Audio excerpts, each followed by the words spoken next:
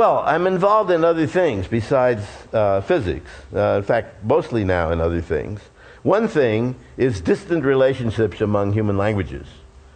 And the professional historical linguists in the US and in Western Europe mostly try to stay away from any long-distance relationships. Big groupings that go back a long time, longer than the familiar families. They don't like that. They think it's crank. I don't think it's crank. And there's some brilliant linguists, mostly Russians, who are working on that at the Santa Fe Institute and in Moscow. And I would love to see where that leads.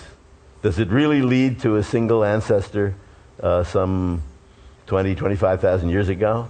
And what if we go back beyond that single ancestor, when there was presumably a competition among many languages? How far back does that go? How far back does modern language go?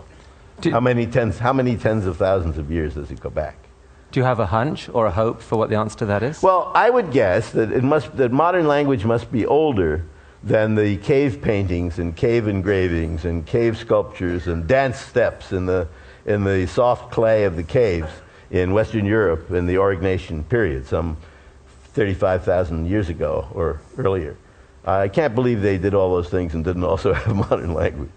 So I would guess that the actual origin goes back at least that far and maybe further. But that doesn't mean that all or many or most of today's attested languages couldn't descend perhaps from one that's much younger than that, like, say, 20,000 years or something of that kind. It's what we call a bottleneck.